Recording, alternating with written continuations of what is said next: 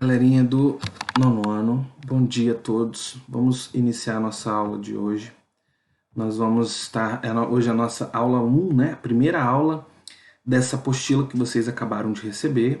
Eu espero que todos já tenham recebido. Se você por acaso ainda não recebeu, fala aí no grupo para a gente estar providenciando, para a gente ver o que está fazendo, tá bom? Então, vimos na primeira apostila, começamos em sala de aula, reforçamos na primeira apostila a respeito do primeiro reinado, certo?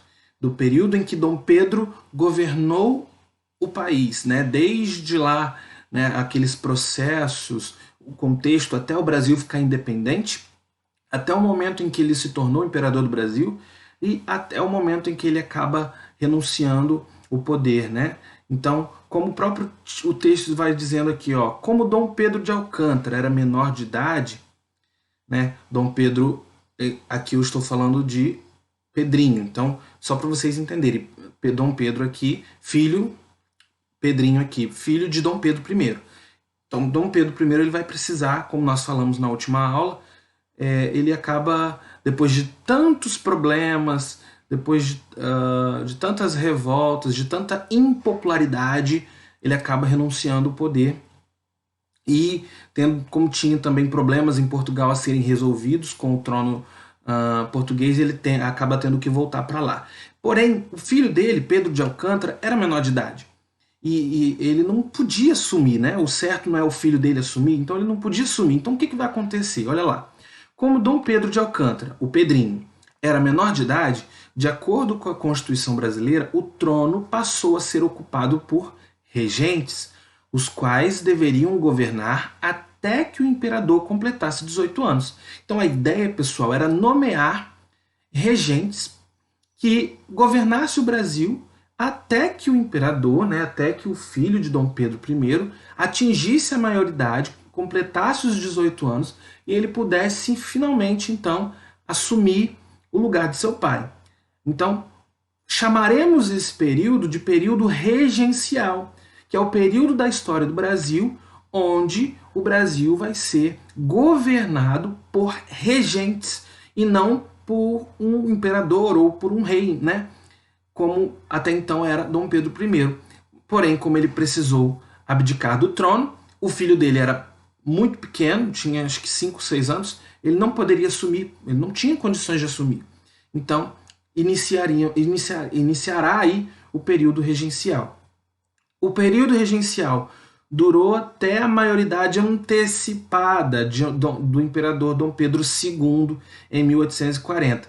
Nós vamos ver, depois de entendermos tudo isso, que Dom Pedro II ele acabou assumindo o poder ainda sem atingir 18 anos, ainda sem ter 18 anos. Mas isso nós vamos entender lá na frente, tá? Foi um período marcado por constantes lutas pelo poder político, uma série de revoltas populares e o perigo de fragmentação do país, pois algumas dessas revoltas propunham a separação de províncias. Nós vamos ver que vai continuar havendo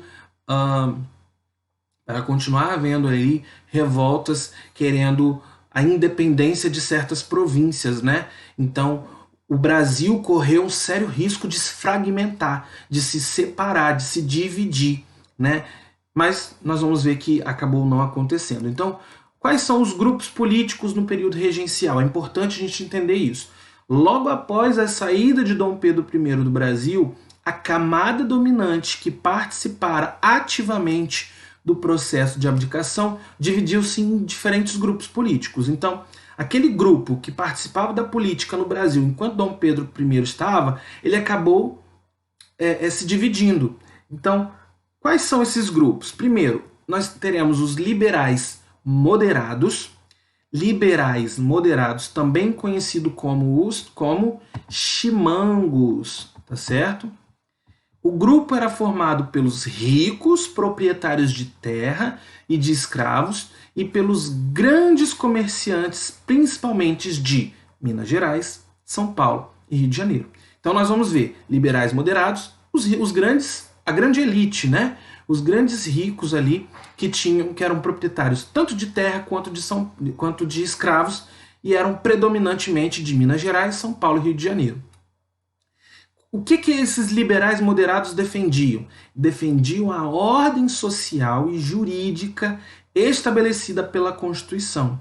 Então nós vamos ver que eles vão querer uma ordem social e jurídica estabelecida pela Constituição. Qual Constituição? Aqui está vigorando a Constituição de 24, né? Os nomes de maior destaque foram Bernardo Pereira de Vasconcelos, Padre Diogo Antônio Feijó e Evaristo da Veiga, um dos redatores do jornal mais liberal da época, o Aurora Fluminense. Então, eles vão defender uma ordem social jurídica, né? São liberais moderados. Nós temos os liberais exaltados, ou farroupilhas, né? Esse grupo era composto pelos proprietários de terra das demais províncias. Então, os liberais moderados eram compostos por grandes proprietários de terra, mas especificamente de Minas Gerais, São Paulo e Rio de Janeiro. Já os farroupilhas, né, ou liberais exaltados, também eram grandes proprietários de terra, porém das demais províncias, profissionais liberais e militares do baixo oficialato. O que eles defendiam? Defendiam a federação, isto é, a efetiva autonomia das províncias e as liberdades individuais. Eles queriam que cada província tivesse sua própria autonomia, que cada província tivesse sua liberdade mais individual. Por isso que esses liberais vão ser chamados de liberais exaltados. Diferente dos liberais moderados, que eles eram mais contidos, as ideias deles não eram tão exaltadas, né, como dos liberais exaltados, que queriam autonomia das províncias. Alguns integrantes desse grupo, como Borges da Fonseca, Miguel Frias e Cipriano Baratas, eram favoráveis à República.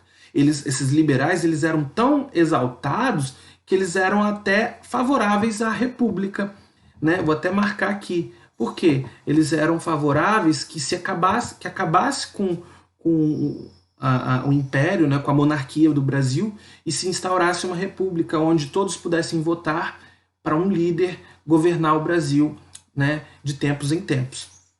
Terceiro grupo político, nós vamos ter os restauradores, também chamado de caramurus. O grupo era formado pelos comerciantes portugueses e pelo alto comando do exército. Lutavam pela volta de Dom Pedro I. Então, esses restauradores, formados ali por membros do exército, comerciantes portugueses, eles vão lutar para que Dom Pedro volte ao governo do Brasil, né? Eles eram liderados por José Bonifácio, vou até marcar aqui essa parte do que eles queriam, né?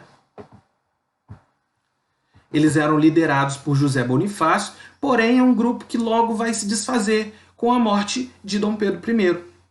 Ele volta para Portugal, mas lá ele acaba morrendo, né? E aí, com a morte de Dom Pedro I, esse grupo vai desaparecer, tá? Mas esses são os grupos, os principais grupos políticos no início, né, desse período regencial. E aí nós vamos começar com a regência trina, né? Regência trina provisória. Por que trina? Porque não era um regente que vai governar o Brasil. Nesse primeiro momento, nós vamos ver uma regência trina, ou seja, 3 pessoas, 3 regentes governando o Brasil. Então nós vamos ter provisória por quê? Porque não foi eleito por ninguém, nem por grupo nenhum. Colocaram 3 regentes, cara, vamos colocar esses 3 aqui provisoriamente, até a gente ver o que faz lá para frente. Então, colocaram esses 3 provisórios, por isso, regência trina provisória, que ficou aí até junho de 1831. Quem são esses 3 regentes provisórios? Francisco de Lima e Silva, Carneiro de Campos e Nicolau de Campos Vergueiro. Certo? Quais foram as principais medidas durante esse tempo? Readmissão do ministério deposto por Dom Pedro I, anistia, perdão a todos os envolvidos nos processos políticos. Então, todo mundo que tinha processo político, né, eles vão receber anistia. O que seria receber anistia? Receber o perdão. Né? Eles vão demitir os estrangeiros do exército brasileiro e vão determinar que os regentes não poderiam exercer o poder moderador, que era exclusivo do imperador. Então eles fazem ali algumas medidas, certo?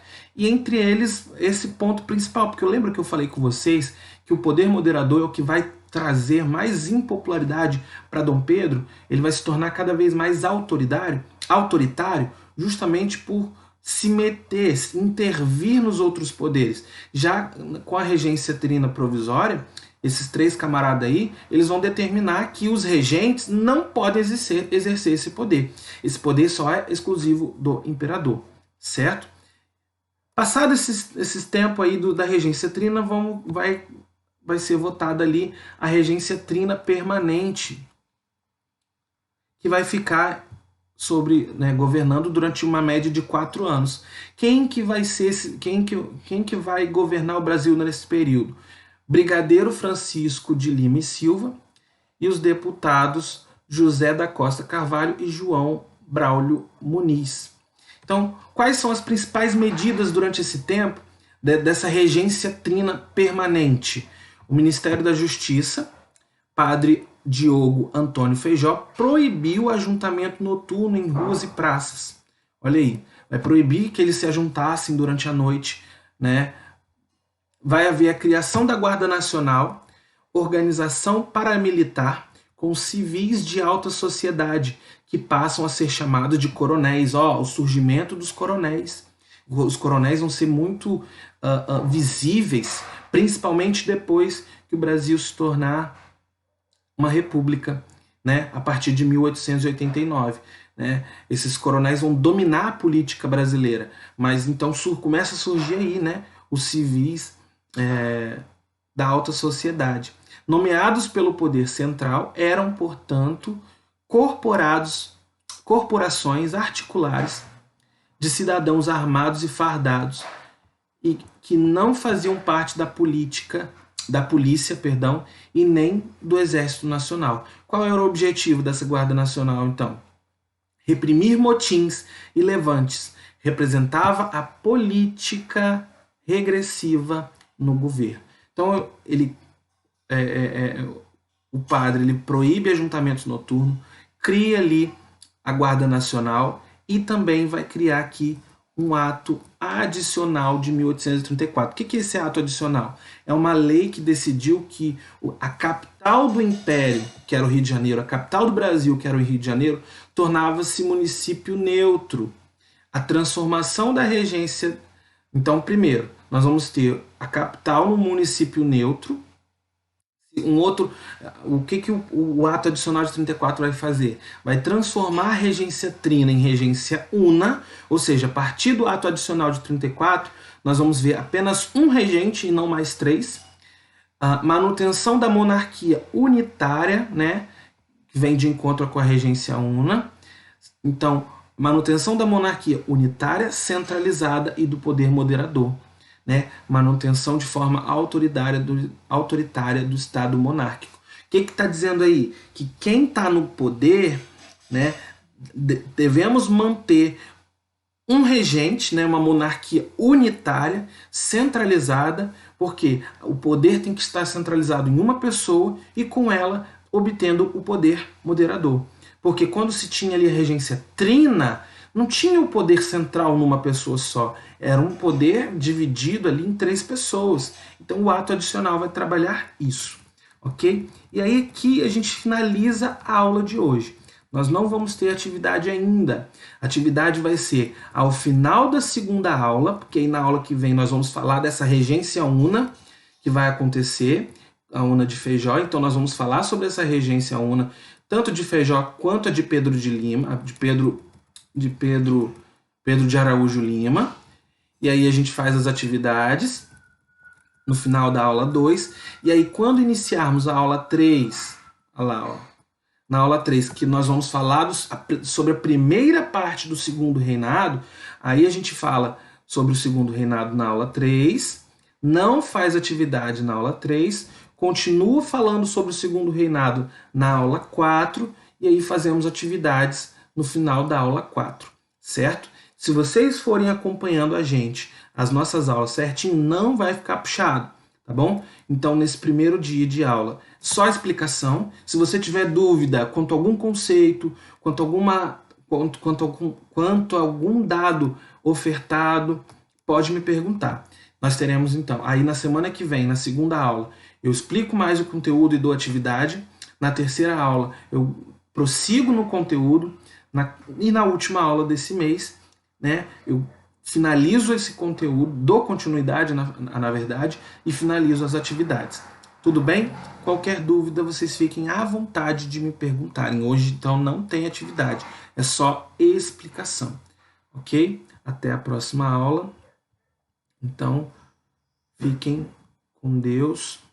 Qualquer dúvida, eu estarei disponível aí para vocês. Muito obrigado.